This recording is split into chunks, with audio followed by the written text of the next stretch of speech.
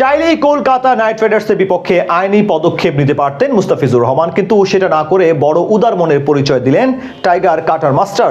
বুঝিয়ে দিলেন কতটা বিনয়ী তিনি। কোনো বিতর্ক নেই, সমালোচনা নেই, মুখে বড় বড় কথা বলতেও পছন্দ করেন না। মাঠের বাইরের চেয়ে মাঠের ভেতরেই অধিক থাকতে চান এই পেসার। মুস্তাফিজুর রহমানের সেই বড় মনের পরিচয় দেওয়া নিয়ে বাকিটা শুনবো প্রতিবেদনের বাকি অংশে। কোয়াবের প্রেসিডেন্ট মিথুন আলী মুস্তাফিজুর রহমানকে বলেছিলেন সে চাইলে আইপিএল এর পাওনা টাকা আদায় করার ব্যাপারে তাকে সাহায্য করবে তারা। এমনকি প্রয়োজনে ওয়ার্ল্ড ক্রিকেট অ্যাসোসিয়েশনকে নিয়ে নামবে কলকাতার বিপক্ষে, যারা কিনা 2018 সালে মিচেল স্টার্ককে ওই একই দল থেকে টাকা আদায় করে দিয়েছিল। কিন্তু মুস্তাফিজ তো আর তেমন মানুষ না। জবাবে তিনি বলেন, ভাইয়া এখন আপাতত থাক, যদি আমার প্রয়োজন হয় আমি জানাবো।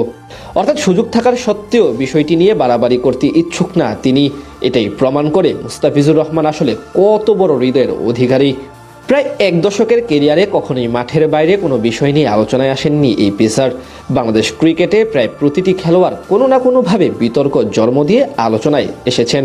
তাসকিন আহমেদ, নাসুম আহমেদ, সাব্বির রহমান, রুবেল হোসেন কিংবা মোসাদ্দেক হোসেন সৈকত যার উদাহরণ। কিন্তু এদিক থেকে বরাবরই আলাদা একজন মুস্তাফিজুর রহমান। বিতর্ক থেকে সবসময় 10 হাত দূরে থাকেন তিনি।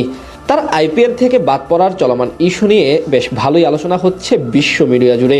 এমনকি এটি এখন বিসিবি ও বিসিসিআইয়ের গণ্ডি পার করে আইসিসি পর্যন্ত পৌঁছে গেছে। সব জায়গায় যে ক্রিকেটারকে নিয়ে এত আলোচনা, সেই মুস্তাফিজুর রহমান এখন অবধি নিশ্চুপ।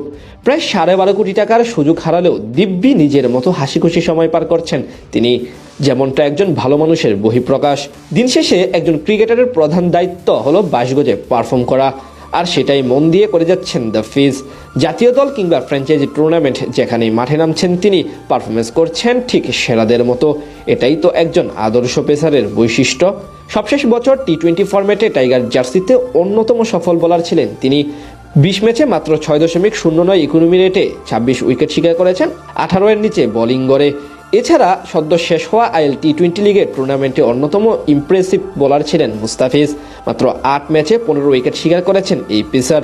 এছাড়া এবার বিপিএলও আছেন দুর্দান্ত ছন্দে। এখান থেকে অন্তত এটা পরিষ্কার যে পারফরমেন্সের দিক থেকে ফিজ আছেন নিজের সেরা ছন্দে।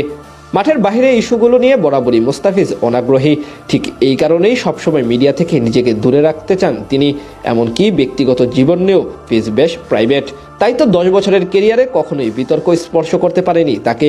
একবার তিনি বলেছিলেন, একজন ভালো ক্রিকেটার হওয়ার চেয়ে ভালো মানুষ হওয়া বেশি জরুরি। আর মুস্তাফিজ যেন সেটাই। কেরিয়ারে পারফরমেন্সের পাশাপাশি কিভাবে নিজেকে ভালো মানুষ হিসেবে প্রমাণ করবেন সেদিকেই সবসময় বাড়তি নজর রাখেন তিনি, যার কারণে বর্তমানে নিজেকে বিশ্বের অন্যতম সেরা পেসার হিসেবে পরিণত করেছেন।